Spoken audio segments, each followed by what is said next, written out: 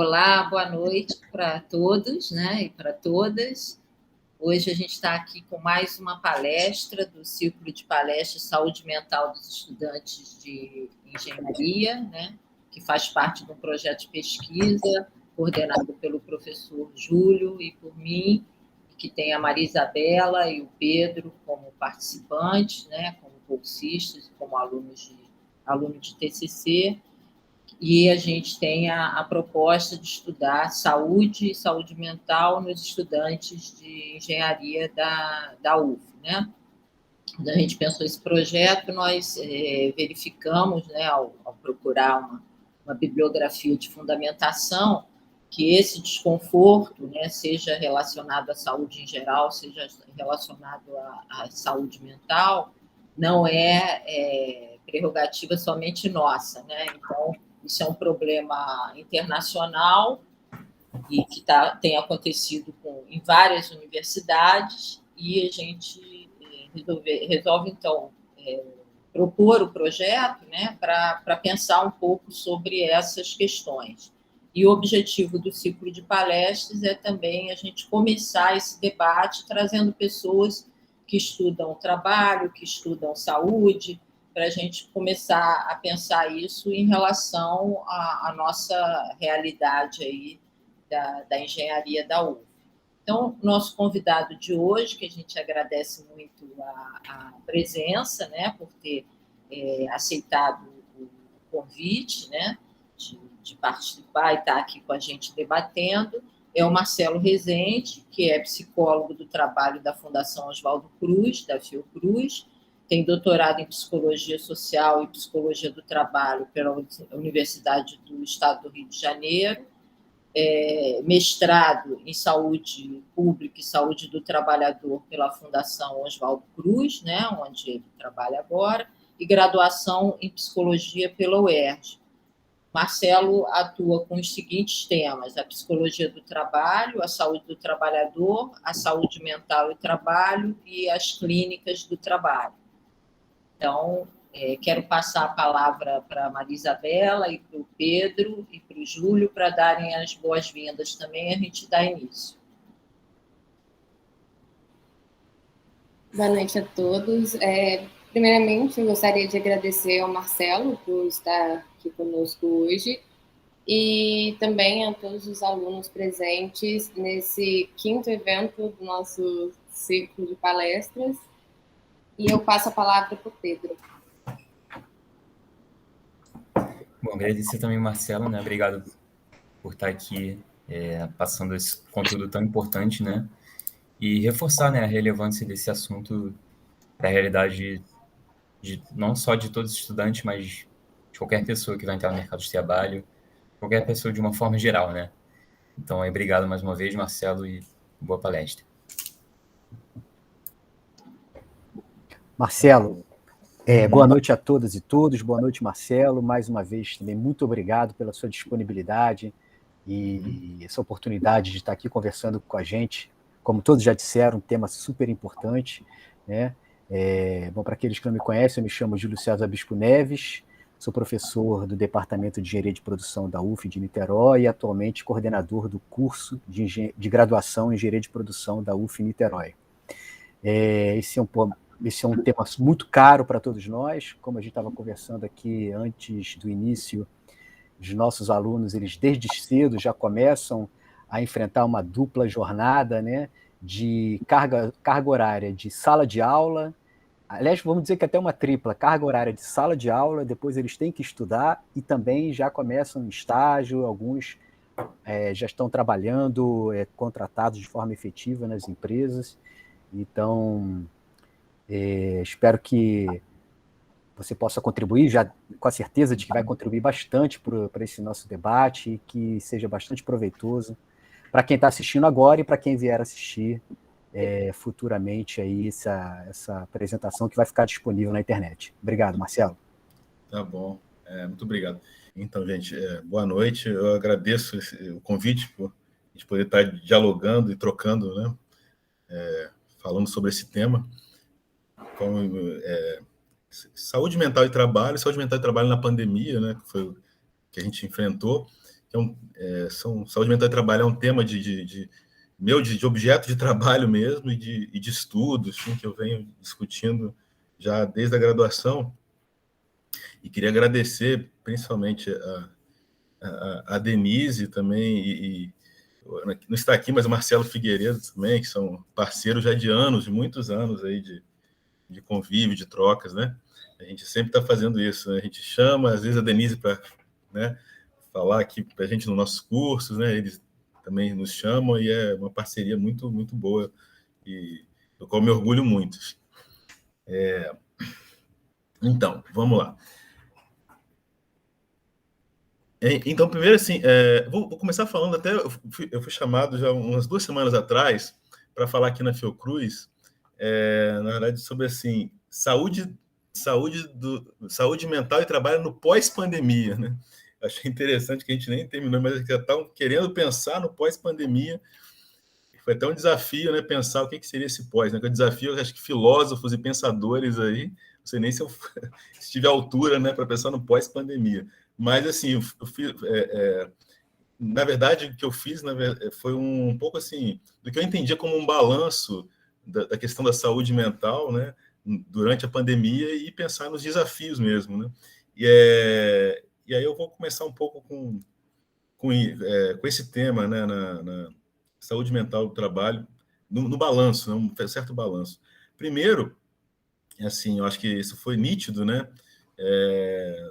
na imprensa, né, até observando as pessoas, que a saúde mental, eu diria, quase que foi a segunda epidemia depois do próprio Covid, né, porque realmente os índices de sofrimento e de adoecimento psíquico foram brutais, eu diria assim, né. Isso, inúmeras pesquisas desde o início, né, da pandemia, inúmeras, no mundo todo, no Brasil, né, pesquisas assim, de amostragem, né, mostraram isso, como isso afetou negativamente a saúde mental. Então, assim, uma pesquisa mais recente, né, que saiu, acho que tem mais ou menos um mês, só para vocês terem uma ideia, foi uma pesquisa a pedido da Sul América Seguros, que a Sul América, ela percebeu que nos planos de saúde, né, percebeu um aumento durante a pandemia de 400% de procura a psicólogos e psiquiatras, né? 400%, comparado aos anos anteriores, né? E aí ela fez uma pesquisa para saber como é que estava a saúde mental, né, das pessoas, e só confirmou que já tinha sido levantado em outras pesquisas, que basicamente isso, que, por exemplo, 60% das pessoas hoje que estão fazendo tratamento, né, psicólogo, psiquiatra, assim, né, iniciaram na pandemia. Então, assim, muitas pessoas, né, até pessoas, assim, 50, 60 anos, assim, que nunca haviam procurado atendimento em psicológico, psiquiatra, começaram na pandemia, né? Eu mesmo eu trabalho aqui na saúde do trabalhador, eu trabalho como psicólogo mesmo, né? Eu dou aula também, mas eu trabalho no trabalho principal psicólogo, eu atendo, recebo um acolhimento institucional, né, de trabalhadores, né? Então, foi curioso perceber isso, né, de muita gente que nunca tinha nem pensado em ir no psicólogo, no psiquiatra, muitas pessoas mesmo e de uma certa idade, e que se sentiram impelidos a procurar, né, devido às questões, né, em relação à pandemia, a procurar pela primeira vez, né, esse negócio de o que é psicologia, o que é terapia, né, enfim. E isso as pesquisas mostram, né?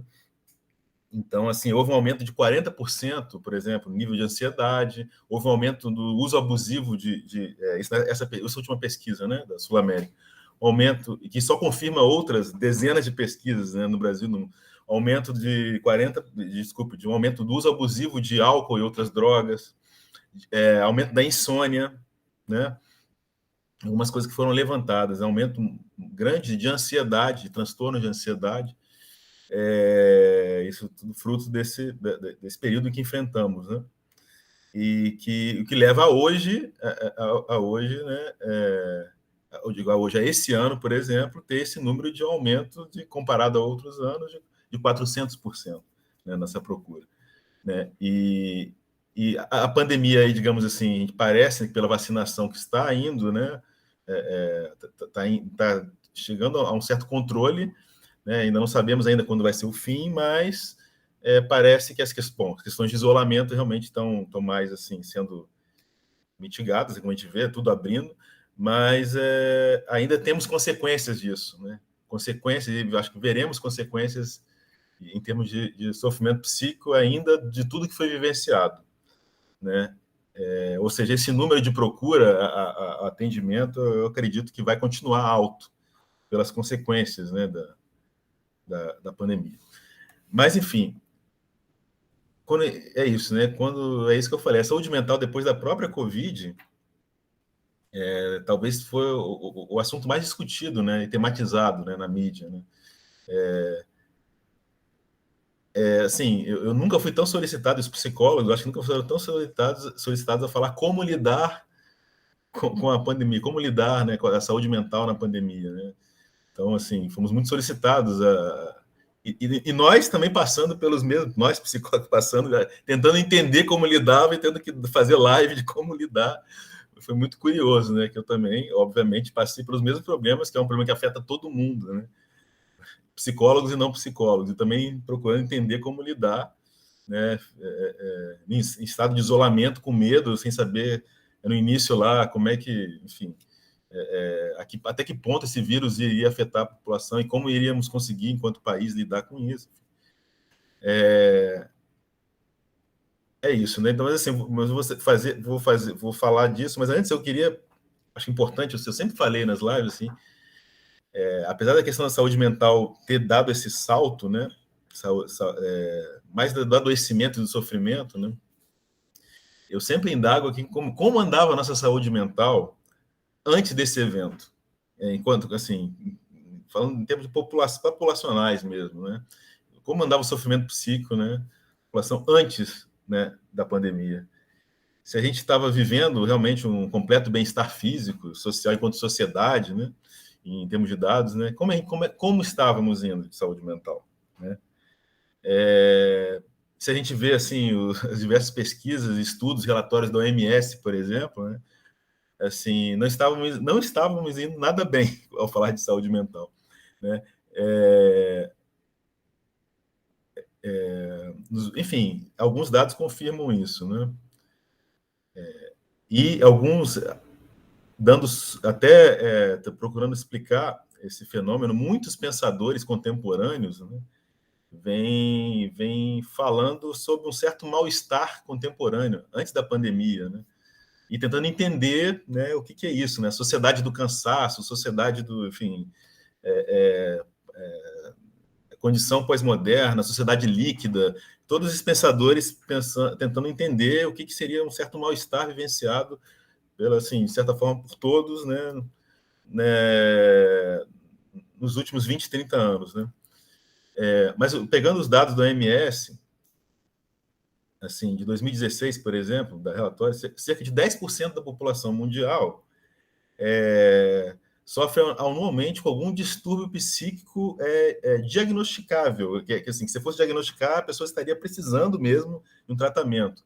Então, assim, distúrbio, mesmo que assim, a pessoa não esteja em tratamento, se fosse verificar, 10%, incluindo assim, depressão, distúrbio de ansiedade, dependência química e problemas de esquizofrenia e outros transtornos mais graves, né? Isso daria em torno de aproximadamente quase 700 milhões de pessoas, né? Isso, assim, numa média mundial, mas assim, já existem estudos, né, que esse percentual pode chegar até 30% nas grandes metrópoles, né, como São Paulo, por exemplo, tem um estudo de São Paulo que foi feito, que fez um estudo lá de amostragem, então, assim, 3 em cada 10 pessoas, assim, estariam... não é apenas sofrimento, elas estariam em franco adoecimento, né, isso que é importante, assim, franco adoecimento, precisando de tratamento mesmo não tendo acesso, né. Agora, vocês imaginam a questão que é anterior a um adoecimento, mas um sofrimento, digamos assim, a um estresse elevado, né? É muito maior, né? Então, 30% só a questão de adoecimento nas grandes metrópoles.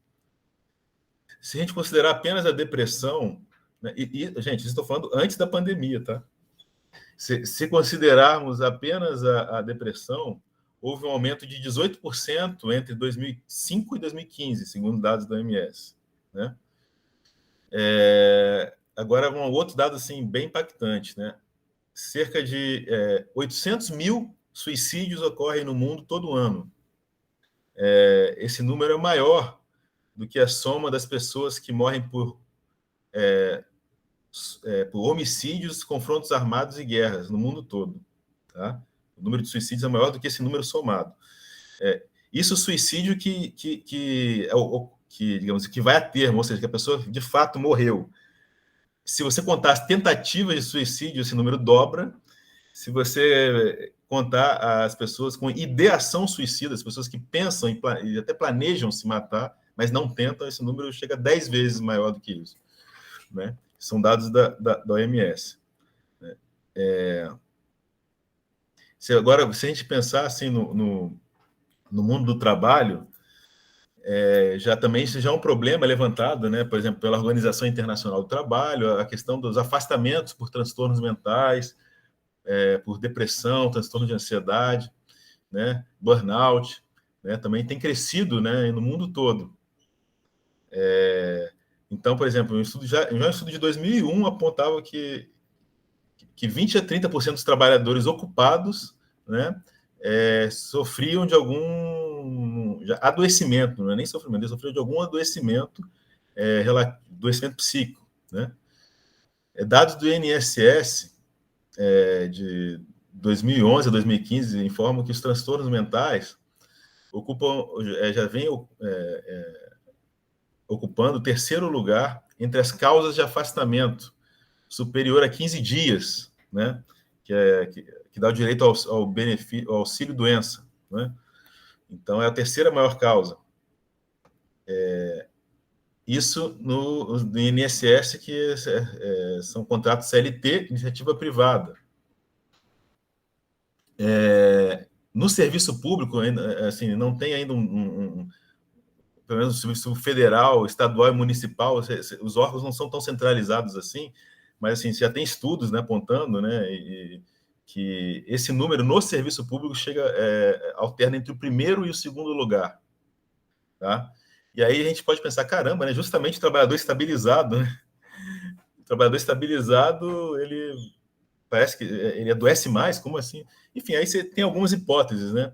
Primeiro, assim, não sei se ele adoece mais, mas assim, primeiro, eu penso que o trabalhador estabilizado, estável, ele não tenha tantos problemas em apresentar um atestado de um psiquiatra.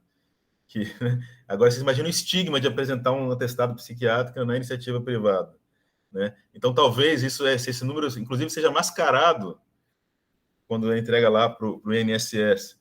Então, pessoas elas têm algum problema de transtorno mental, mas vão ao neurologista, por exemplo, ou vão a um médico, um clínico geral, enfim.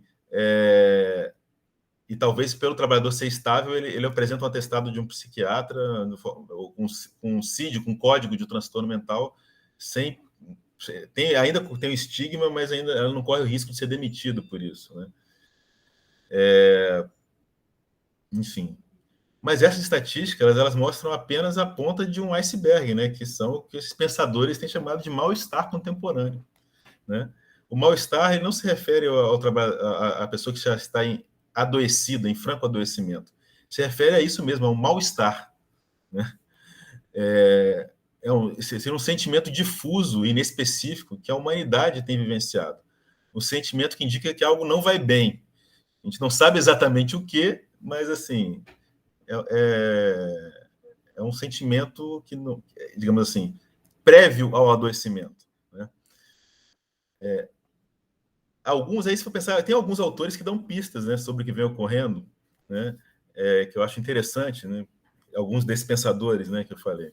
Então, primeiro, uma pista que eu acho interessante, que tem um autor best-seller, né, que já está até na TV, já vende livro para caramba, mas eu acho legal porque ele é um historiador, ele tem uma formação consistente, é um best-seller, vai programa de TV, que é o Harari, você deve ter ouvido falar, o Yuval Harari, que é um historiador israelense, que fez a formação dele na Inglaterra, e ele escreveu o livro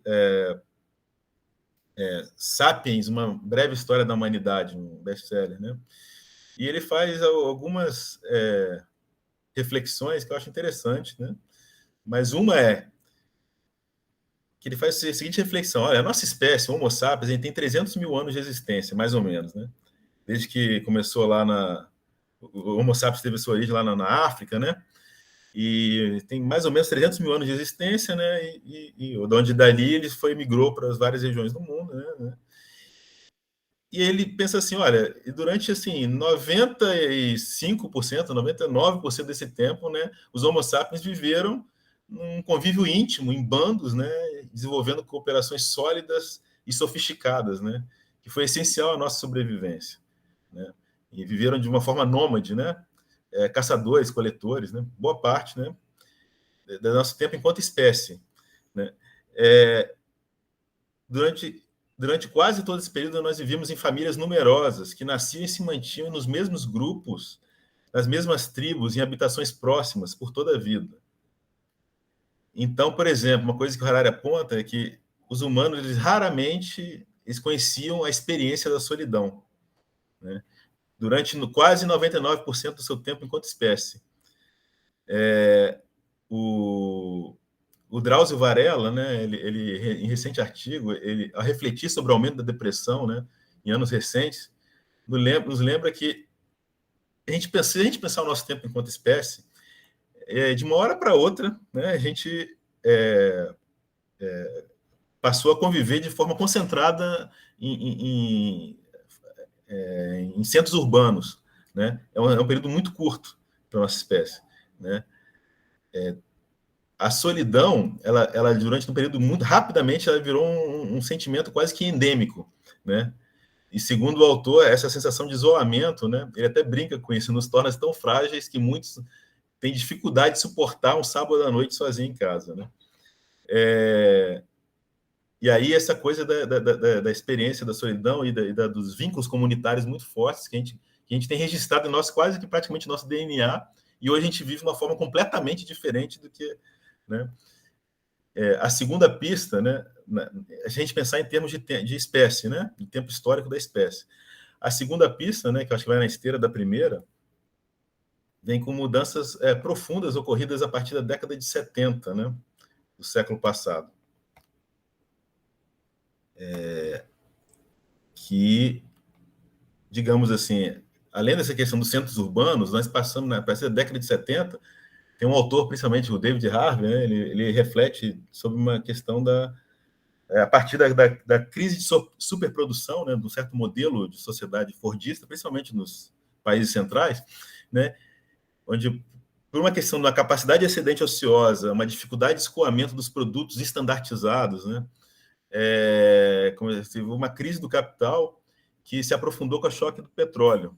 Isso causou uma crise, digamos assim, do capital, que o aumento exponencial do combustível, né, elevando o custo da produção, e a industrialização dos países periféricos, a substituição das importações, né, dos produtos, né, desenvolvidos nos países, né, desenvolvidos, né, gerou um salto na competitividade global, uma diminuição da taxa de lucro industrial das grandes empresas da época. Então, essa crise do capital teve que gerar soluções para isso, né? E algumas das soluções foi imediatamente flexibilização da organização do trabalho, né? Flexibilização dos contratos de trabalho, né? Terceirização, trabalho temporário, ataque às políticas sociais, críticas ao bem-estar social, né? Uma aceleração do ritmo de consumo, né? Para aqueles produtos estandartizados, né? Nessa crise de superprodução, né? Então, a gente passou a conviver com a obsolescência programada, né? Com a diversidade dos produtos, produção de modismos, né? De novos desejos, necessidades, né? Um império do marketing, da propaganda, né? E gerou uma aceleração mesmo, né? Do ritmo de consumo e de produtos cada vez mais descartáveis, né? Então, essa aceleração do tempo do giro da produção, da distribuição, do consumo, né? A mobilização da moda, da publicidade, propaganda, né? Produção acelerada de novos desejos, novos gostos, novas necessidades, né? A mudança de orientação de bens duráveis para serviços digamos assim, e serviço cada vez mais assim de consumo rápido, né? A intensificação dos processos de trabalho, né? A valorização e celebração do que é efêmero, instantâneo, descartável, né? Em todas as esferas, né, da vida, né? Desde das modas, dos produtos, das próprias ideias, dos valores, das práticas, dos estilos de vida, né? E a valorização do efêmero até dos relacionamentos interpessoais, relacionamentos pessoais, né? Então, o Haver, por exemplo, entende que a partir dessa crise, a solução dessa crise, o que a gente teve foi uma compressão do tempo e do espaço, né? Então, a gente foi golpeado por um impulso acelerador, né? Que gerou, que golpeou a nossa experiência cotidiana mais comum, produzindo novas formas de pensar, de agir e de sentir, né, digamos. Enfim, isso, digamos, é relacionado a essa segunda pista, né? Ou seja, esse golpe de aceleração que vivemos, né? E a terceira pista, né, na esteira dessa segunda, tem a ver com o aumento exponencial das tecnologias da informação no século XXI, né? A internet, os smartphones, as redes virtuais intensificaram ainda mais esse processo, né? Que tem nos levado a um aumento do mal-estar, né? As fronteiras entre o trabalho e a privacidade de nossas casas foram diluídas, né? Segundo Berardi, um filósofo italiano, né, nós fomos bombardeados por um volume tão grande de informações em período tão curto, né, que o nosso cérebro simplesmente tornou-se incapaz de acompanhar, assimilar tamanha variedade de estímulos e solicitações, né? Ao lado disso, né, entretido com as redes virtuais, diminuímos cada vez mais o contato corporal e face a face com familiares e amigos, né? Esse conjunto de mudanças, né, que apontadas para essas três pistas, né, elas geram, né, consequências no modo que a gente experimenta a vida cotidiana, né? Esse fenômeno se expressa, né, em todos os âmbitos da nossa vida social, né, particularmente nas nossas relações afetivas, né, presenciando cada vez mais essa compressão, essa sensação de compressão do tempo, né, que é vivido como uma tensão permanente, angústia e, às vezes, uma profunda perturbação mesmo, né, e confusão. Em suma, né, solidão, enfraquecimento dos vínculos afetivos e comunitários, né, desmonte de políticas sociais, aceleração do ritmo de vida, né, segundo esses autores, podem dar pistas para entender esse mal-estar, né, esse mal-estar contemporâneo. Diante disso, né, o desafio que se impõe, né, se a gente pensar, né, nisso tudo, né, não é um desafio fácil, né, mas a gente começar, pelo menos assim, entender um pouco, né, esses elementos, né, a gente tentar criar em nossa vida pessoal, profissional, né, outros modos de existência, né, que desafiem essa lógica aceleradora, essa lógica do extremo da virtualidade, essa lógica do efêmero, do instantâneo, do descartável, né, a gente começar a pensar um pouco, né, sobre isso, né, que é o que esses autores vêm apontando, né. Agora, vamos lá, vamos chegar... Isso eu acho importante ter colocado isso, porque, como eu falei, né, parece que essa questão do adoecimento, sofrimento psíquico, a gente descobriu agora, né? Pandemia, isolamento, cara, todo mundo sofrendo, mas olha só, esse quadro é anterior à pandemia, né?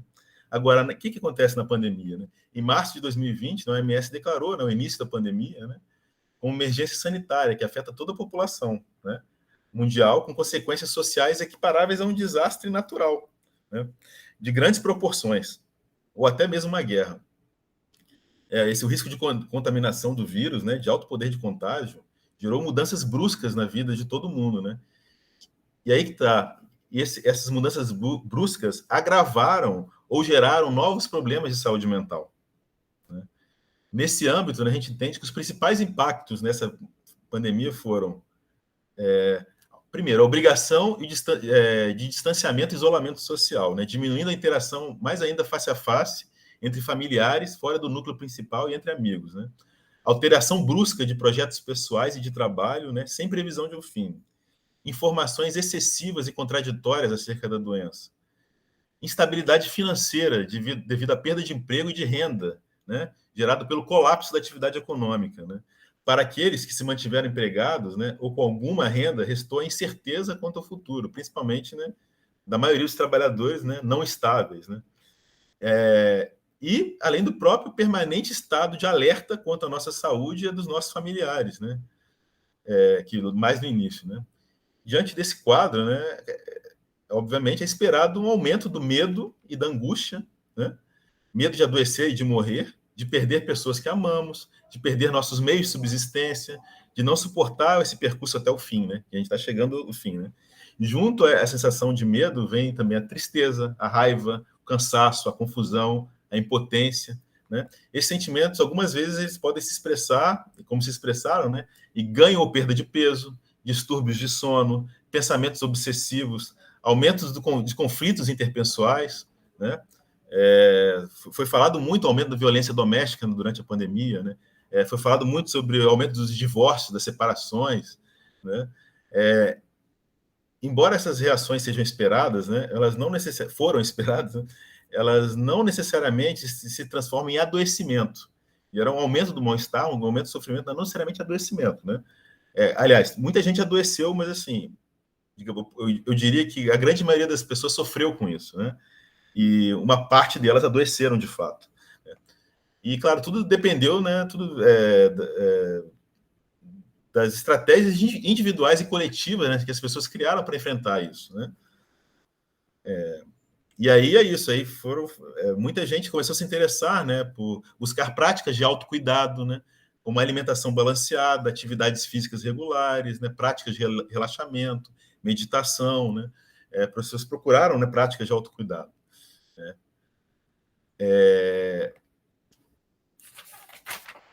E aí, vou falar um pouco aqui de como é que isso em termos gerais, né? Como é que o que isso afetou, né? Uma coisa que é importante falar também para as pessoas que têm filhos, né? Isso foi um sofrimento intenso para quem tem filho, principalmente filho pequeno, né? Você ficar isolado em casa, com filho pequeno, sem escola, sem trabalho, também foi lidar com a ansiedade dos filhos, até com certo até depressão de jovens, né? Isso aconteceu muito, né?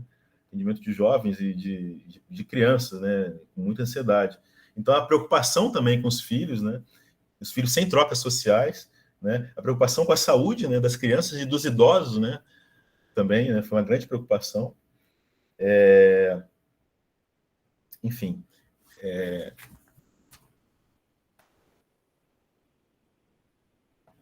eu só mudar aqui, que eu tô para uma outra. Agora eu vou falar um pouco aqui na Fiocruz, né?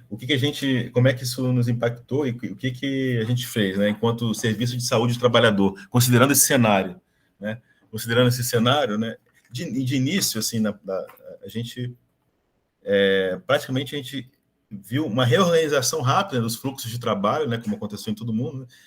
Todo mundo em casa, né? Serviço essencial presencial não parou, né? Então muita gente foi para o home office, né?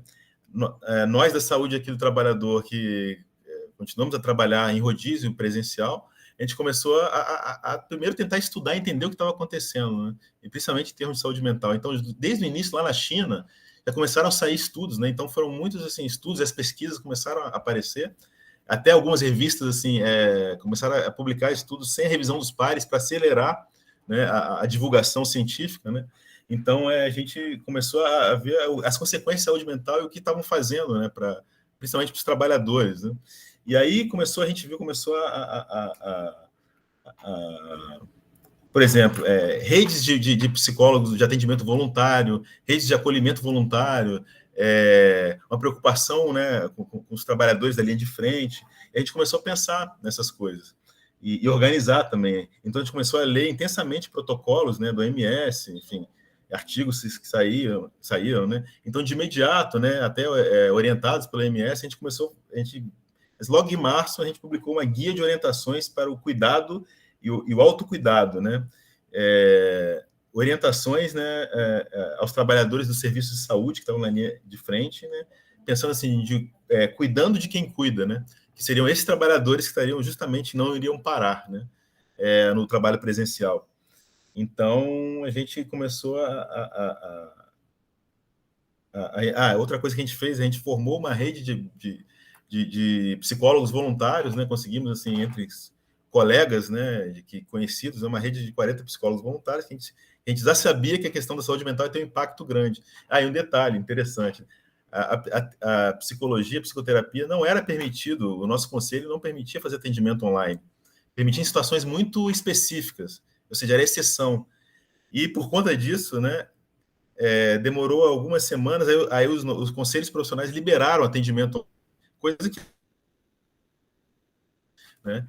Só que nisso que, quando começou, demorou um tempinho, digamos assim, 2 semanas, 3 semanas, 4 semanas, não lembro exatamente. Mas nisso, pessoas, assim, elas ficaram, muitas pessoas em pânico, procurando atendimento, não conseguiram. Planos de saúde não disponibilizaram, porque não sabiam como fazer.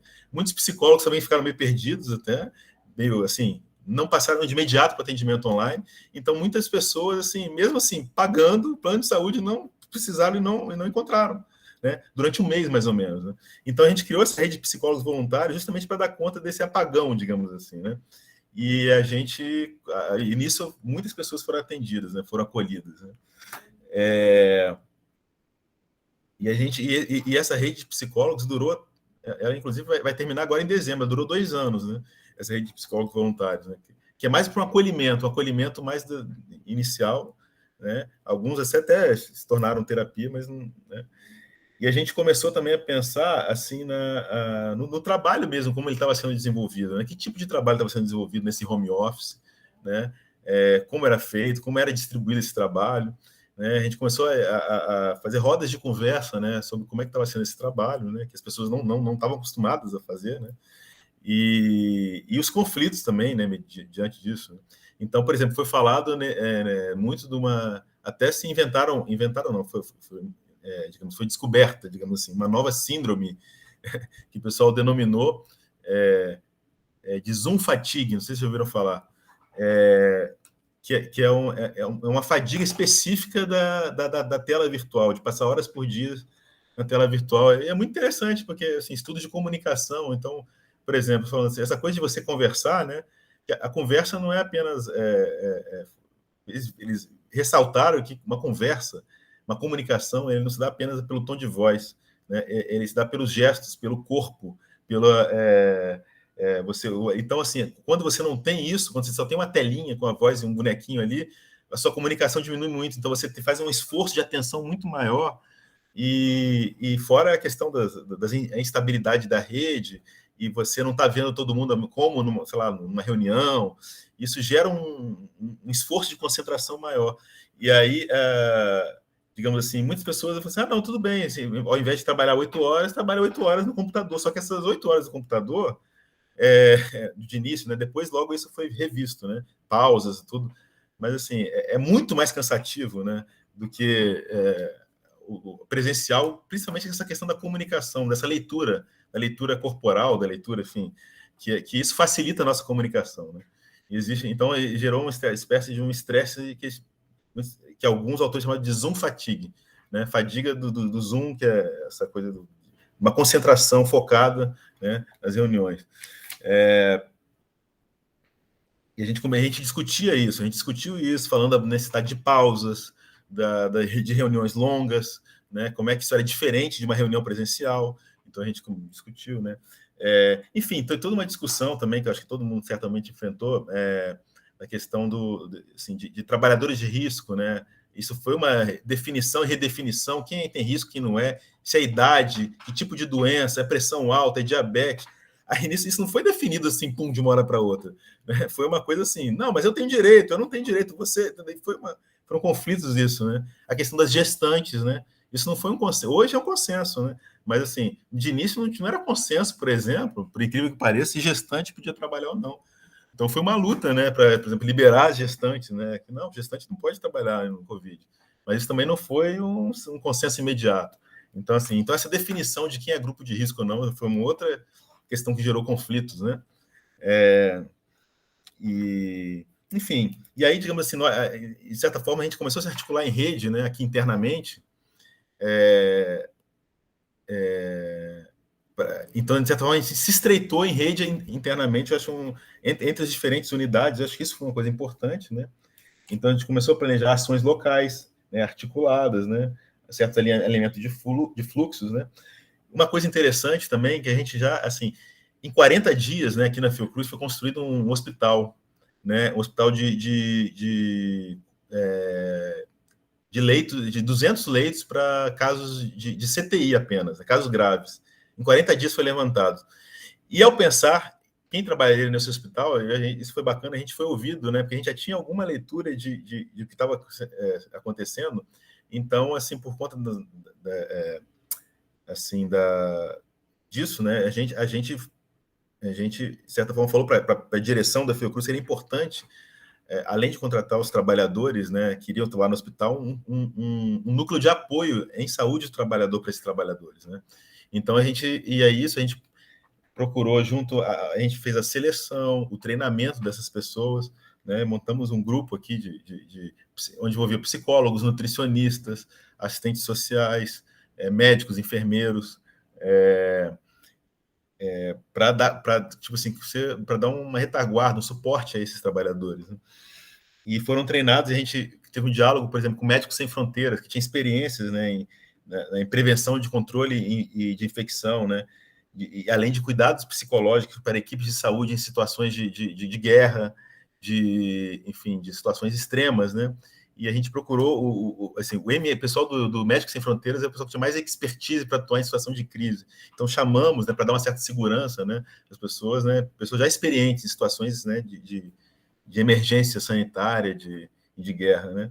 Isso deu uma certa segurança, né, para falar sobre os protocolos, né, e também para como lidar com a questão de saúde mental no período de crise, né? Enfim, uma coisa importante também que aqui foi a questão da testagem para todos os trabalhadores. Não sei se vocês lembram, essa coisa da testagem no início era muito difícil, né? Então, mas como era importante, né? Porque aquilo, né? A gente ficava em estado de permanente alerta. Qualquer resfriadinho, né? Qualquer alergia, a gente fazia, caramba, é Covid ou não é? E cadê o teste? Tem teste? Não tem? Estou contaminando outra pessoa, não estou? Então, assim, essa coisa do teste, né? Foi importantíssimo, né? Pelo menos para os trabalhadores, assim, vamos testar, qualquer suspeita testa. Então, isso foi uma coisa importante para dar mais segurança, né? Então, vivemos, assim, digamos assim, pode dizer que a gente viveu, em termos de saúde mental, um primeiro momento, né, que eu posso dizer de pânico, né? De pânico mesmo, né, das pessoas. Né? O que é isso que está acontecendo, né? E com aquelas imagens, né? Na televisão, né? Na Itália, com caixões, né? Em caminhões e tal, a gente pensa, caramba, se na Itália está assim, como é que vai estar no Brasil, né? Aí imagens lá no Equador de pessoas, né, de pessoas caindo nas ruas, de corpos nas ruas, né? Eu não sei vocês, mas eu pensei, gente, como é que vai ficar isso aqui, né? Eu pensei, imagina essa cena de, né, apocalipse, né? Eu realmente, eu e muita gente, né? Ficou muito, né? Uma coisa que me deixou muito ansioso é a questão da perda do emprego, né? Perda dos trabalhos, pessoas isoladas, né? Ainda foi difícil aprovar, não sei se você lembra, não foi fácil aprovar o auxílio emergencial. Teve muita discussão, né? E não foi de imediato. Aí você pensa nesse cenário, né? E as pessoas sem trabalho, sem renda, né? E aí eu pensando, gente, né? Que bomba é essa, né? E eu realmente tive períodos de insônia, né?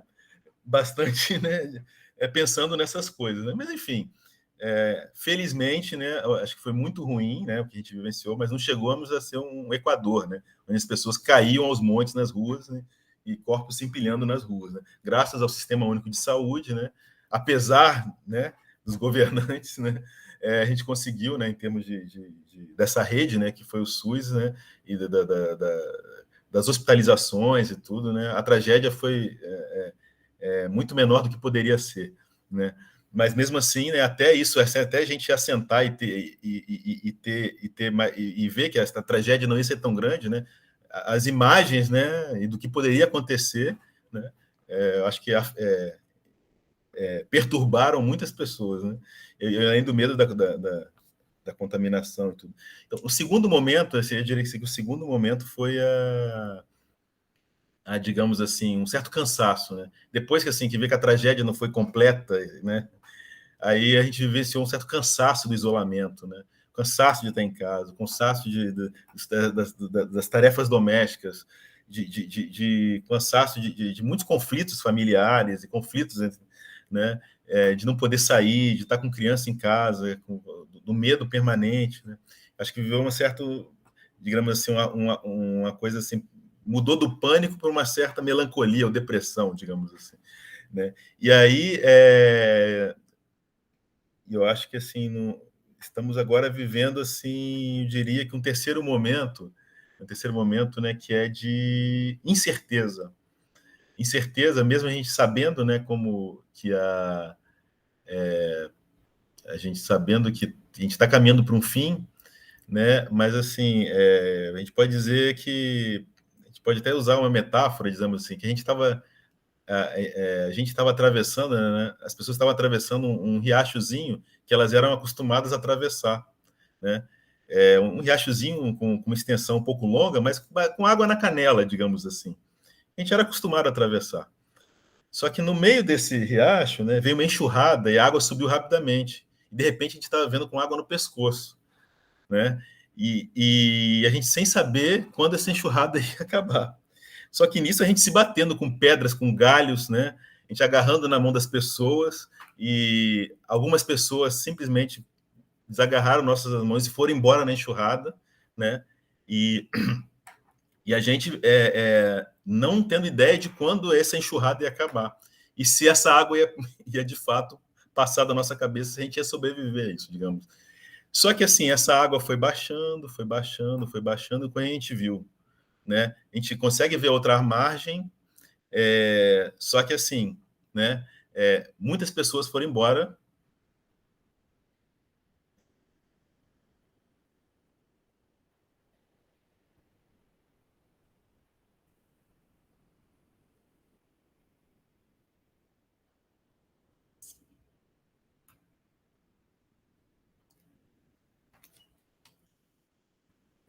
É difícil. A gente agradece por você compartilhar o teu sentimento. A gente vê que você, como todos nós, obviamente, vivemos essa situação, e você também viveu ouvindo pessoas, né? Você viveu estudando esse assunto que é o sofrimento, né, das pessoas e convivendo com esse sofrimento. Então, é muito natural a sua expressão, e a manifestação do seu sentimento entre nós. Mas, enfim, é isso, né? Muitas pessoas foram embora, a gente está conseguindo ver a margem. A gente está nesse momento que a gente está assim, a água baixou, já baixou, né? Tá na cintura, digamos assim. Que bom, né? Tá baixando. Mas, assim, alguns de nós foram embora, muitos de nós estão estrupiados, né? Lanhados, arranhados, quebrados, né? Uns mais, outros menos, mas a gente está chegando na margem. Só que aquela margem não é mais a mesma, né? O relevo é outro. Aquele gramado que você conhecia não está mais lá. Aquela árvore que se via de referência também caiu, foi derrubada. Então nós estamos chegando de outra forma e com relevo um pouco diferente, incerto, né? Eu acho que esse momento, assim, digamos assim, eu acho que é um pouco que a gente está vivendo, né? E pensar o que podemos construir a partir disso. Pensando no trabalho, o trabalho mudou, né? A questão do home office, né? Então, assim, para boa parte da população, na verdade, não mudou, né? Trabalho informal é um trabalho cada vez mais precarizado. Muitas pessoas não pararam de trabalhar,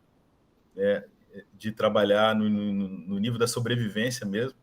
Mas, digamos, para quem ainda estão no trabalho formal, né, a questão isso do teletrabalho, do home office, que antes era uma coisa quase que utópica, enquanto generalização, a coisa está aí, né? Está aí presente, né?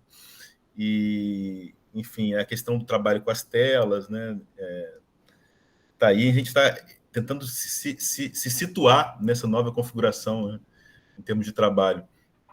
E a gente está aqui mesmo na instituição, a gente está pensando, né? A gente está nesse momento mesmo planejando como vamos nos organizar em termos de trabalho, né? Para saber que tipo de trabalho pode ou não ir para o teletrabalho, né? se o trabalho que antes era realizado presencial pode ou não, a extrema, como é que chama? Sistematização, questão dos sistemas, né, cada vez mais presentes, né, e do controle decorrente disso também, né, isso também foi uma questão forte, né, o uso das tecnologias de informação de forma mais intensa, né, é um dos desafios, né, que a gente vem enfrentando, né. Enfim, eu vou parar um pouco por aqui, a gente pode discutir mais aí. Tá bom, Marcelo.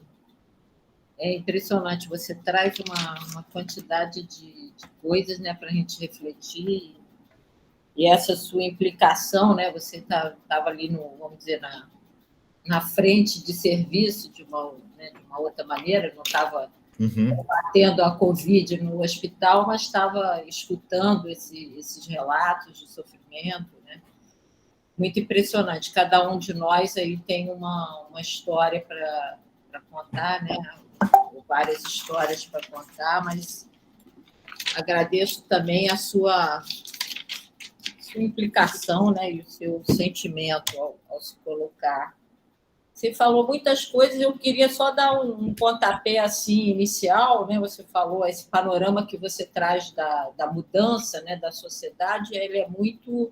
E como você frisa, isso já vem acontecendo há um tempo, né? Quer dizer, digamos que a pandemia ela só potencializou algumas coisas que já estavam acontecendo.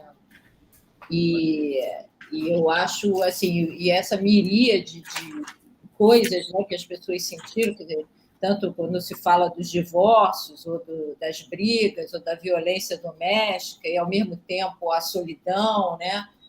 As pessoas idosas procurando o acompanhamento, né, psiquiátrico ou psicológico, também fiquei pensando nisso, falei, de repente, essa mudança, né, porque as pessoas idosas saíam, às vezes vão todos os dias ao supermercado comprar o que vão fazer naquele dia, né, ou uma ida ao banco, uma ida à farmácia, tudo isso também contribuía para a socialização delas, né? Algumas faziam exercício, dava caminhada, alguma coisa de atividade física, e de repente isso tudo fica, né? Eu lembro meu pai, por exemplo, que tinha 90 anos quando apareceu a pandemia, ele ficou praticamente confinado 8 meses. Assim, sem ver meu filho, sem ver minha nora, sem ver o bisneto. Eu ficava indo lá, né? Porque também estava confinada, então era uma coisa de... A gente logo montou um esquema de deixar algumas pessoas ajudando, né? Porque ele também não seria capaz de fazer certas coisas, de cuidar de si, porque nunca fez, né? Enfim, então, esse tipo de coisa que você trouxe, eu acho que é muito importante essa mudança mesmo, né? Uma mudança na sociedade, essa coisa mais... Você fala da compressão do tempo e do espaço, né? que o Harvey traz, né? A aceleração, a forma com que a gente fica disperso, né? A gente fica no WhatsApp, fica no computador, fala ao telefone, faz não sei o quê, a gente virou um multitarefa permanente, né? E como que a gente joga isso também nos afetos, né? Os aplicativos de relacionamento, assim, simplesmente você aperta lá, vai numa função e detona aquela pessoa. Por mais que você estivesse conversando com ela durante 15 dias, ou sei lá quanto tempo, você, não, agora chega, né? Então, assim, essa coisa descartável, né? Que é uma coisa para os objetos, para os produtos, para os serviços, para as pessoas, né? E isso que eu achei muito interessante que você traz da nossa linhagem como espécie, né? Da coletivização, do afetar-se, né? Da criatividade, do construir junto, né? De uma socialização coletiva, né? Eu nunca tinha pensado nisso, assim, sobre esse aspecto, achei muito interessante. E a outra coisa, eu quero só comentar algumas coisas que me chamaram a atenção, a outra coisa que eu achei muito interessante foi, assim, a forma com que vocês encaminharam fazer face a esse problema. Então, eu sei que, por exemplo, acho que Luciana está na equipe de vocês, né? Que é o Médicos Sem Fronteiras, né? Então, achei muito interessante, porque realmente eles têm uma expertise disso, né? Há muitos anos trabalham. E também eles mesmos, eu lembro da tese da Luciana Cavanelas, né? Que estudou essa atividade dos Médicos Sem Fronteiras. Eles mesmos também têm muitos problemas com ansiedade, com o uso de drogas, né? Pelo fato de estarem nessas situações de crise, limítrofes ali. E também essa rede de psicólogos que vocês montaram, eu achei assim, os encaminhamentos, não vou nem falar de soluções, mas os encaminhamentos que vocês encontraram foram muito, como é que eu vou te dizer, me pareceram muito flexíveis, né, e muito oportunos, né, adequados a uma situação dessa natureza, né? Então, eu queria só... você traz muitas coisas novas, né? Esse apagão aí dos planos de saúde, né? Eu também nem tinha percebido isso, né? E também essa coisa de lidar com isso que você falou, para os professores isso tem sido um caos, né? Olhar esses quadradinhos com essas bolotinhas, às vezes com uma inicial, às vezes com uma fotografia, às vezes com um animalzinho de estimação, com uma imagem. Então, a gente perde, né, toda a questão simbólica, né, a roupa da pessoa, a forma com que ela fala, né, a gente vê só uma parte disso, né, não vê o resto, não vê a movimentação do corpo, a gente mesmo não se movimenta, porque está dentro de uma sala parecendo um enlouquecido falando sozinho, né? Então, assim, tudo isso mobilizou muito. Mas eu não quero me alongar mais, não. Eu queria só comentar um pouco isso, né? E de como que a gente perdeu, uma coisa que você falou veio à minha cabeça, assim, como a gente, de uma certa maneira, está perdendo essa... Não é nada novo que eu vou falar, o Miguel de Simone, lá da POP, falava isso o tempo todo, né? A gente se tornar um ser produtivo, né? E perder a capacidade de contemplação, né? Então, o Miguel ele falava assim, ele era um engenheiro de produção que ajudou a formar os grupos de engenharia de produção no Brasil inteiro, né? E ele falava assim, eu gosto das coisas que não servem para nada, que não têm uma função, né? Então, uma obra de arte, uma música, né? E eu achava muito curioso isso vir de um engenheiro de produção, né? Então, acho que essa questão da contemplação também, né, que por um lado a gente está perdendo, é bastante séria, né? Eu acho que sempre a gente tem uma abordagem que a gente sempre vê um outro lado, né? Um lado de vamos dar a volta nisso e tal. Eu acho que tem também movimentos, o movimento ecológico, tem sempre uma contraface, né? Mas, ao mesmo tempo, me parece que a gente o tempo virou essa coisa útil, né? Que o Thompson já falava do tempo útil, né? O tempo tem que ser útil, né? Ele não pode ser somente tempo, né? Ele tem que ter uma adjetivação aí. Mas, enfim... E para contemplar, né, Denise? Para contemplar justamente essa questão do tempo, né? Precisamos de ter tempo para contemplar. Uma sociedade cada vez mais acelerada e para ontem, e que tudo é isso, né? Tudo muda, tudo você tem que estar atrás da última novidade. Cara, uma coisa assim que muita gente deve ter pensado. Gente, comprar qualquer coisa tornou-se uma atividade complexa.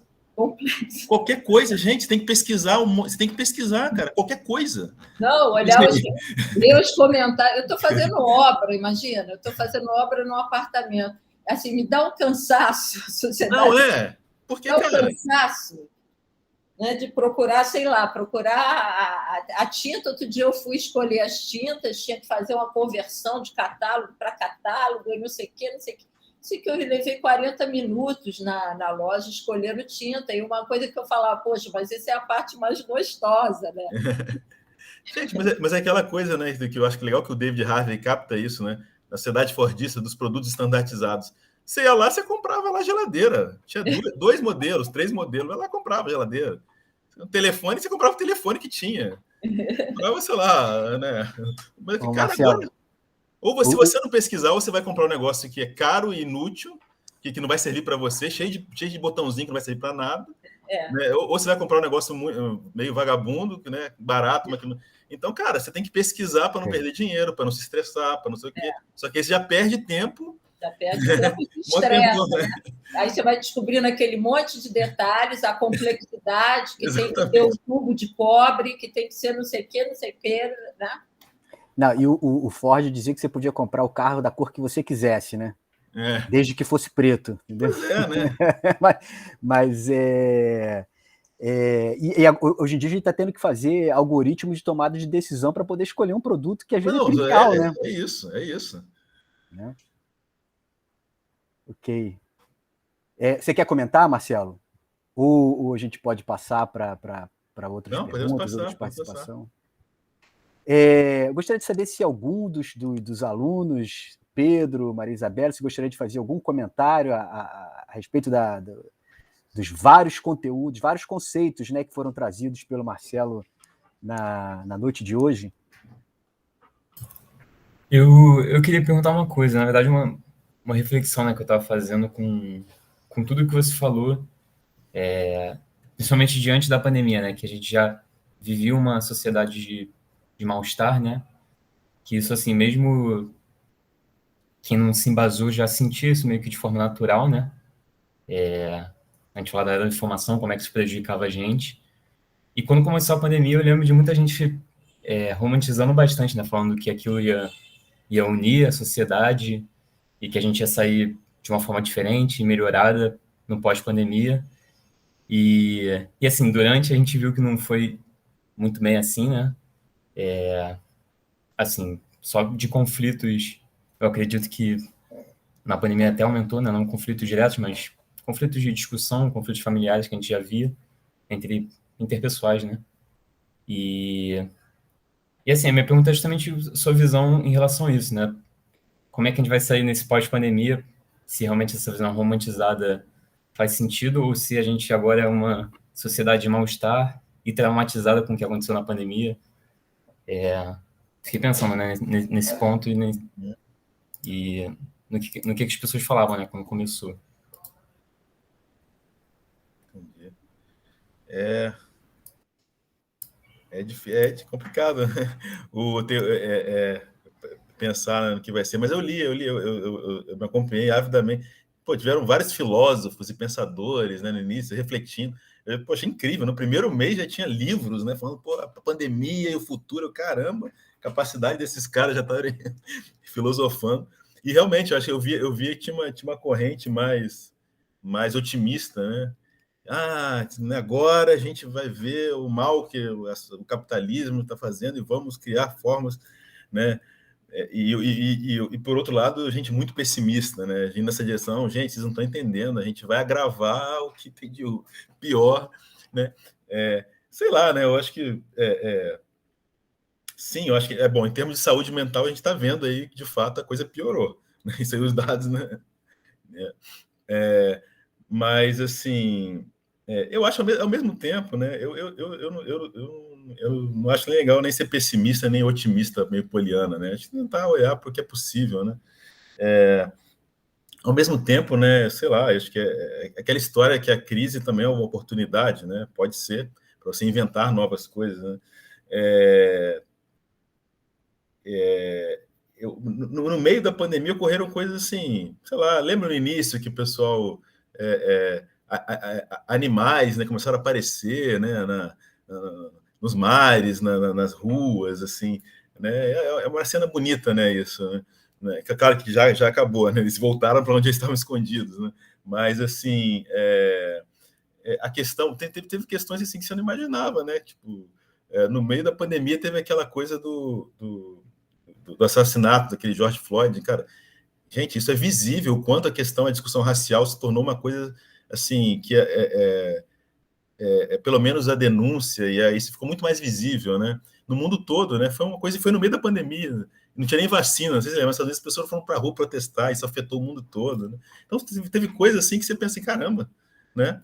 Como é que, por exemplo, isso, nessa questão racial, acho que naquele assassinato que já ocorria aos milhares, né? E tornou naquilo como um ponto de virada, né? Para pelo menos uma atenção maior, né, sobre a questão racial. Isso eu achei muito, muito bacana, muito legal, né? Legal no sentido de a gente começar, não sei porquê naquele momento, mas assim, a coisa começou, né, a se olhar com mais cuidado, né, e com mais preocupação. Eu tô assim, fazendo assim, um brainstorm de coisas assim, tipo assim, para não virar também, tudo ficou pior, tudo é horrível, mas sei lá, a gente, o que vai acontecer, né, eu não sei, só sei que assim, tivemos que nos reinventar, né, e eu não quero crer que foi só para o pior, né, acho que a gente, até o resultado disso, a gente vai ver enfim, nos próximos anos, né, ou logo, né. Eu acredito que não, né? O humano tem uma capacidade de reinvenção, não só de criatividade, que a gente tem que apostar um pouco nisso. Mas eu não tenho dúvida que, em termos de sofrimento, né, isso de imediato piorou. Sofrimento psíquico, né? Mas aí também é isso, né? No sofrimento a gente também, às vezes, nos mobiliza, né, para a gente inventar novas coisas, né? Enfim, não tem uma resposta clara para isso. O Gabriel, Marcelo, fez um comentário aqui no chat que é interessante, né? Gosto de uma frase atribuída a Confúcio. Até que o sol não brilhe, acendamos uma vela na escuridão. Talvez tenha sido a síntese da pandemia para cada um de nós diante da sociedade. Acho que tem a ver com isso. Eu lembrei também da reinvenção dos músicos, né? Dos atores, dos músicos, dos bailarinos, dos cantores, né? Que se viram numa... Quer dizer, a atividade profissional deles é eminentemente de contato com o público, né? Em espaços fechados, em teatro, né? Lógico que faz-se apresentação também ao ar livre, né? Mas atores que estavam com peças já em curso, né? Ensaiadas, tudo isso, e como que utilizaram as redes sociais, né? Para essa reinvenção, né, muito grande, porque eles também tiveram, assim como vários outros trabalhadores, também tiveram um baque, vamos dizer, importante, né, do ponto de vista financeiro, né? Tiveram eventos cancelados, enfim, tudo. Pensar desde o músico ali da Lapa, que toca naqueles bares que não são poucos, né? Então, como é que muitos até, conseguiram se reinventar, né? Eu lembro agora o Pedro Miranda, por exemplo, né? Aquele sambista, começou a fazer espetáculos ao ar livre, então se emocionou terrivelmente quando viu o público de novo, né? Ele é compositor, músico e produtor cultural também, né? Então há anos ele já estava fazendo vários eventos, dentre eles um evento de chorinho na praça, né? De música na praça, e rodava as praças do Rio de Janeiro e organizou aqui no bairro onde ele mora, que é o meu também, né? Então, assim, o baque, né, para essas pessoas também não foi fácil, né? Uma coisa agora que assim que e os músicos e a produção, desculpa, Marcelo, músicos e a produção os técnicos, né? Toda a cadeia de produção da cultura, né? Da cultura, né? Sem dúvida. Agora pensando assim, por um certo lado, né? Se um dos problemas, né, que esses autores apontam, né, do mal-estar contemporâneo é a aceleração, sem dúvida a gente foi obrigado a desacelerar. Né? Pensando por esse lado, né, muitas pessoas vivenciaram uma desaceleração profunda, né? Muitas, quase todos nós. Né? E eu tenho isso aí foi uma coisa assim forçada, né? Sofrida, mas ao mesmo tempo foi uma desaceleração. coisa que nunca iríamos imaginar, né? Que o mundo nessa aceleração. E isso eu vejo assim, como muitas pessoas gerou uma coisa, uma busca de e sem muito atividade externa para fazer, né?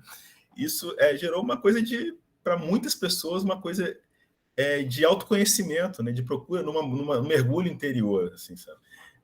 Isso foi um fenômeno interessante, né? Até essa coisa do busca por psicólogo e tal, também, assim, claro que você vai para tratar um sofrimento, mas, por outro lado, você tá produzindo autoconhecimento, né? Não é só o sofrimento, você está se conhecendo mais, né? Você está se voltando mais para si, né? No mundo que, assim, acelerado, que uma das consequências da aceleração é justamente você meio que se perder, se você perder de si, né? Você não saber exatamente do que você quer, do que você gosta, esse estímulo de bombardeio de estímulo, de informação, de compre, de consume, e faça isso, faça aquilo, viaje. Assim, às vezes a gente precisa parar um pouco para a gente saber, cara, afinal, o que eu quero? Afinal, o que esse caminho que eu estou indo é por aí mesmo? É por aí, né? Eu acho que assim. O que é importante, o que é importante, né? Eu acho que assim, muita gente foi obrigada a parar para pensar sobre isso, né? E alguma coisa, acho que para muita gente isso, eu não tenho dúvida que a pessoa repensou. Muitas não, vão continuar do mesmo jeito, mas assim, foi uma parada obrigatória, né? Sofrida, mas assim, mundial, né? Para a questão um olhar para dentro de si, né? E realmente, né? O que a gente vai o que vai. A gente ainda está para descobrir o que isso pode causar em termos de transformações mesmo, né? Acho que a gente ainda está ainda nos adaptando. Como eu falei, a gente não chegou na margem ainda, entendeu? A gente não chegou, a gente está quase lá na margem, mas essa margem está diferente e nós estamos diferentes, né? E aí o que vai ser disso, vamos ver, né? Como falei, eu não quero apostar no pessimismo, né? E nem no otimismo ingênuo, mas assim, vamos ver o que a gente pode fazer com isso. Tem uma coisa também, né, Marcelo? Desculpe, Júlio, quer falar? Eu gostaria de aproveitar esse gancho, se você me permite, Denise. Paradoxalmente, né, essa desaceleração, ela gerou, a gente vai ter muita discussão sobre isso, né, Marcelo? Ela gerou muita até sofrimento, porque nós, enquanto indivíduos, tivemos que nos isolarmos conosco mesmo, né? Então, descobrir quem você é, quais são os seus... quem efetivamente é você, mas ela nos isolou um pouco também das coisas que são simbólicas da vida, né? E que nos tiram a dimensão de humano, né? Sim. O que é a dimensão de humano que eu quero dizer? É a certeza da morte. Então, assim, a pandemia trouxe para a gente uma certeza da morte muito iminente ali, né, cara? Coisas que nós, enquanto humanos, e os jovens que aqui estão, mais jovens do que nós, talvez tenham menos esse sentimento, né? E nos tirou o que é simbólico. Então, por exemplo, que eu até brinco, falo assim, o futebol é alienante, mas é para isso que ele serve, entre outras coisas, para que nós nos esqueçamos que um dia vamos morrer. Né? A música, ela é maravilhosa exatamente por conta disso, né? A arte, enfim, para que a gente não tenha, para que a gente não se fixe única e exclusivamente naquilo que é essencial, o que é essencial na nossa vida, que eu sempre brinco com os meus alunos, que é respirar, comer, e as nossas necessidades fisiológicas. Então, para isso, a gente inventa um monte de coisa. Aí eu estou falando essa invenção do monte de coisa não do ponto de vista do capital, né, que nos aprisiona, mas a gente inventa as coisas que fazem sentido na nossa vida para que a gente possa lidar com a finitude de maneira mais amena, né? E aí a gente ficou isolado disso e por outro lado, absortos no trabalho, absortos nas atividades domésticas, absortos nas coisas do dia a dia, né? Então, acaba sendo um certo paradoxo. Agora, sim, né? Agora, partindo para um pouco do outro lado, pegando um pouco o que você falou, daquela questão da atenção constante, da tensão constante, né? Tudo isso tem efeitos fisiológicos, né? E que vai gerar, e aí eu queria que se você pudesse falar um pouco sobre isso, até para os nossos alunos aqui, né? O fato de você estar atento todo o tempo, então, por exemplo, lá no passado, nós, né, lá seres humanos ficavam atentos todo o tempo porque precisavam fugir, né? Precisavam lidar com a caça, precisavam fugir dos perigos, e todo o movimento que a gente fez em algum momento da nossa existência foi para dar maior previsibilidade à nossa vida, para evitar que a gente ficasse em nível de atenção todo o tempo, né? E a pandemia ela fez com que a gente ficasse num nível de atenção enorme, né? Sempre esperando uma certa uma novidade, alguma coisa que vai acontecer, alguma coisa que possa colocar a nossa vida em risco. Colocar a nossa vida em risco. Mas isso fora da pandemia, acho que os jovens vivem bastante isso, né? O jovem aluno, estudante, que está sempre tendo que tem que estudar, tem disciplina, tem trabalho novo para entregar, tem prova para fazer, tem trabalho, e além de tudo tem uma pandemia, e tem que ainda colaborar nos seus núcleos familiares com a questão do isolamento. Muitos tiveram que colaborar bastante com relação a isso, né? Numa idade onde eles precisam, né? Nós, enquanto ser humano, precisamos estar buscando a rua, os encontros, né? E, enfim, bom, senão a gente fica aqui derivando e bastante, mas assim, o ponto central é como lidar com essas questões, com o aumento do nível de ansiedade. Se você puder falar um pouco para a gente disso. E, por exemplo, se você detectou que isso está acontecendo com você, né? Quais são os sinais que você pode ter em relação a isso? O que fazer? Quais são os caminhos, né? Será que você pode falar um pouco sobre isso para essa turma que está aqui? Sim, sim. Depois eu procuro com calma, mas eu vou mandar depois para a Denise para ela mandar para vocês, que, cara, teve um trabalho muito bacana do Ministério da Saúde em conjunto com uma universidade, com a URGS, Universidade da Federal do Rio Grande do Sul, que eles fizeram videozinhos curtos de 2 a 3 minutos de desenhos, né? Exatamente essas questões que vocês falam. Como identificar que eu estou para além de ansiedade, estou com transtorno de ansiedade? Isso é tristeza ou depressão? Isso como eu posso práticas rápidas de meditação? Como eu posso organizar melhor meu tempo? Coisas assim, né? E videozinhos curtos, né? Que eu vou passar depois para vocês. Assim, eu passei, distribuí esses videozinhos, que é muito bacana, assim. Mas assim, vamos lá, quando a gente pode identificar o nível de sofrimento, né, que a gente pensa, pô, peraí, isso aqui é um estresse cotidiano, ou esse passou de um certo limite, né? Acho que tem alguns, assim, não tem fórmula, mas acho que tem alguns sinais que eu acho que a gente precisa ficar atento, né? Eu acho, uma coisa que eu vejo, assim, no cotidiano, nos atendimentos, assim, eu acho que o sono é uma coisa, eu acho um dado fundamental, cara. Eu acho que o sono, quando ele é afetado, né, quando a gente muda o nosso padrão de sono, isso já é um indicativo, uma coisa permanente, não é assim, por um dia... Mas se você está com uma permanência, né, de uma insônia, por exemplo, que você não tinha, né, ou acordar sobressaltado, eu acho que isso já é um indício, assim, opa, peraí, a coisa já chegou num ponto que não é mais um estresse normal, cotidiano, né? Uma coisa também que várias dessas pesquisas apontaram, que eu acho interessante, que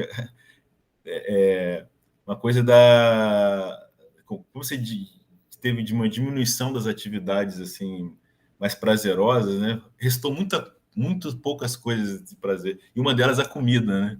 Então, assim, muita gente, né, aumentou sobrepeso e uma certa compulsão alimentar. Assim, eu acho que se você, em curto espaço de tempo, você teve um aumento significativo, isso também pode estar indicando sofrimento.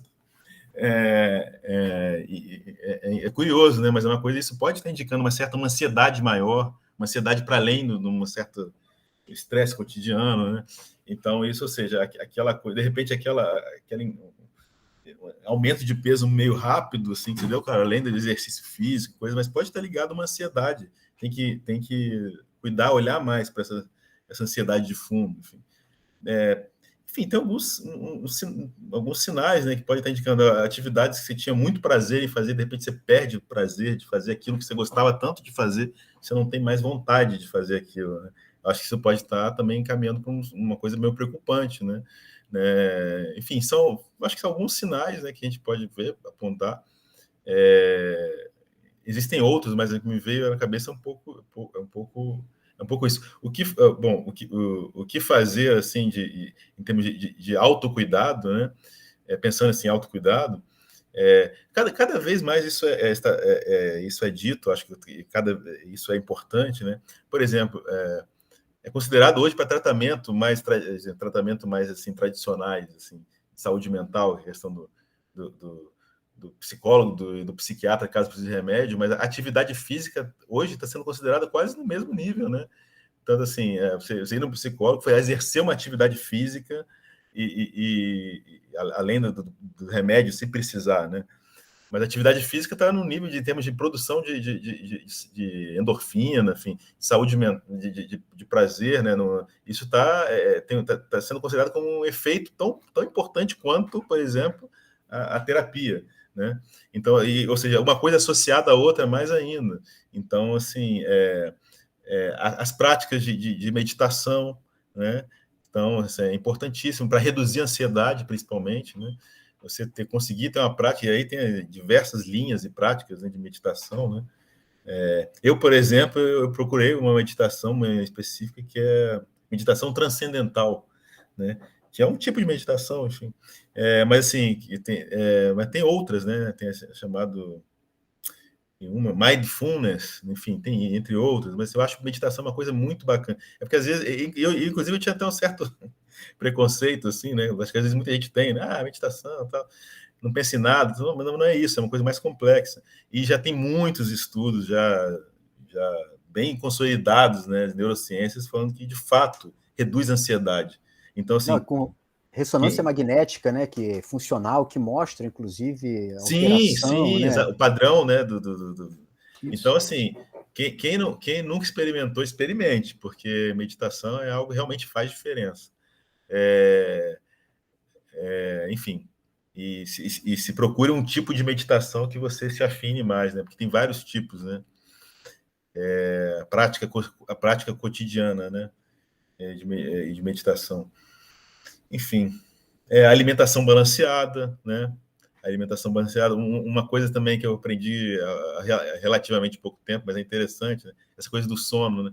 A questão da higiene do sono. Já ouviram falar disso? Higiene do sono. Cara, isso são coisas bobas, mas faz uma diferença.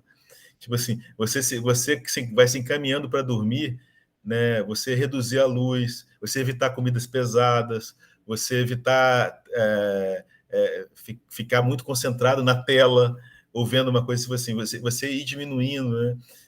Evitar alimentos e bebidas, né, que geram agitação, né? São coisas bobas, mas a gente procurar,